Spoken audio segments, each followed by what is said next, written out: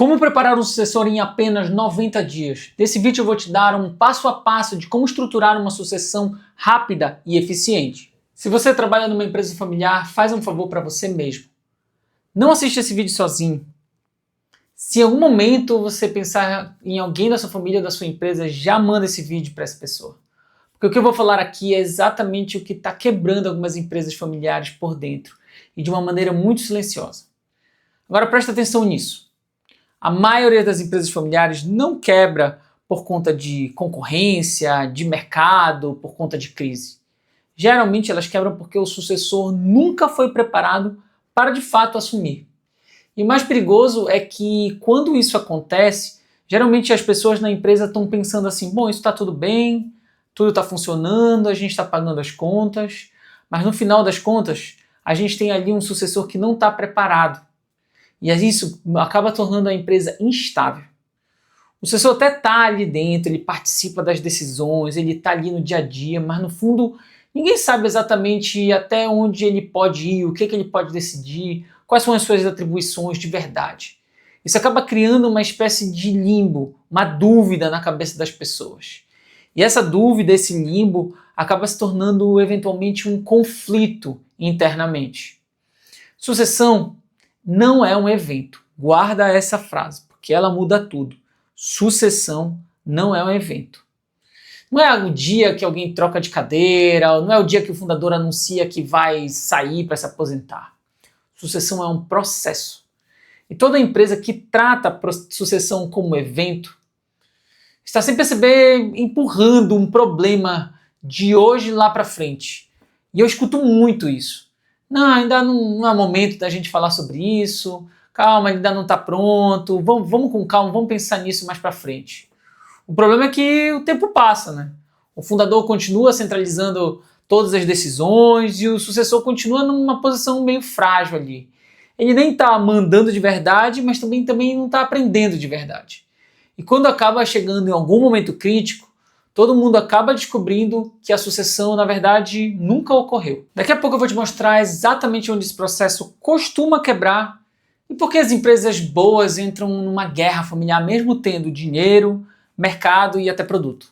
Mas antes, deixa eu te explicar a lógica que muda o jogo. Sucessão precisa ser tratada como um processo, curto, objetivo e executável. Não como algo eterno, emocional e baseado em tentativa e erro. Por isso que eu pensei para trazer para o vídeo um método de 90 dias. Não para formar um CEO em 3 meses, mas para tirar a empresa ali do improviso e colocar uma estrutura onde hoje só tem uma expectativa.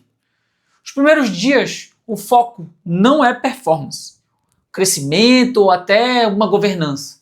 O foco é clareza. Clareza brutal. O sucessor precisa saber exatamente qual é o papel dele. O que ele decide, o que ele não decide e por quais resultados ele de fato responde. Sem isso, qualquer tentativa de autonomia acaba virando conflito. É aqui que nasce a situação mais comum das empresas familiares. O sucessor que manda, mas não manda. Então, nesse primeiro mês, precisa existir um papel formal, quase como se fosse uma descrição de cargos do sucessor. Isso não é burocracia não, isso aqui é uma forma de proteger. Proteger tanto o sucessor para que ele não acabe virando bode expiatório quando alguma coisa não dá certo, e também proteção para o fundador, para não continuar carregando tudo sozinho. Então aqui também precisa ter uma conversa que todo mundo gosta de evitar, um alinhamento de expectativas, onde o fundador fala o que ele espera do sucessor e aquilo que ele principalmente não espera. E o sucessor também falando para o fundador o que ele aceita de interferência e aquilo que não seria tão interessante ele continuar interferindo assim.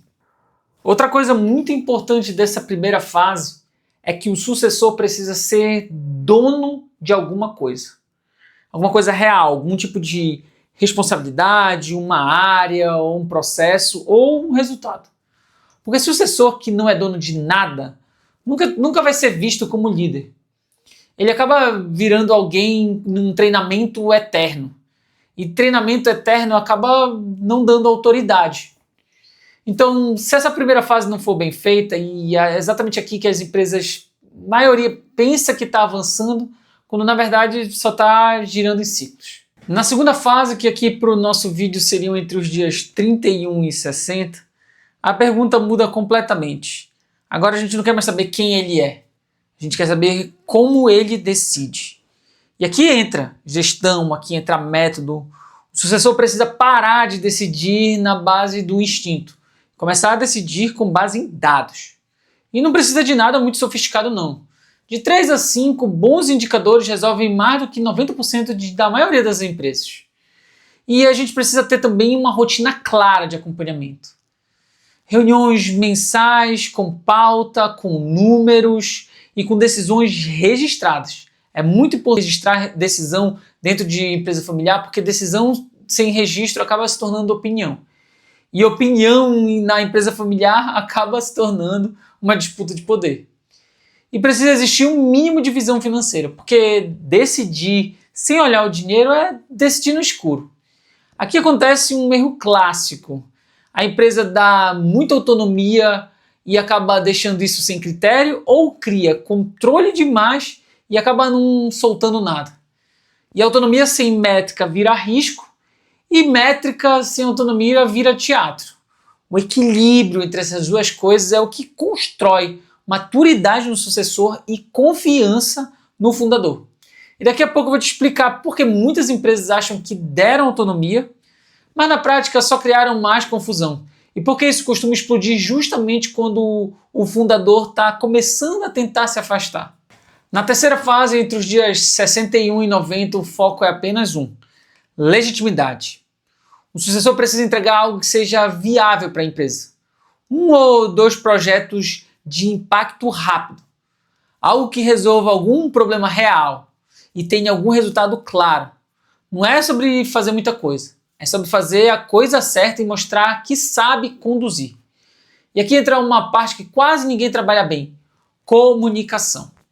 Porque resultado que não é comunicado acaba não gerando autoridade. E não se trata de se autopromover. Se trata de posicionar o papel do sucessor dentro da empresa.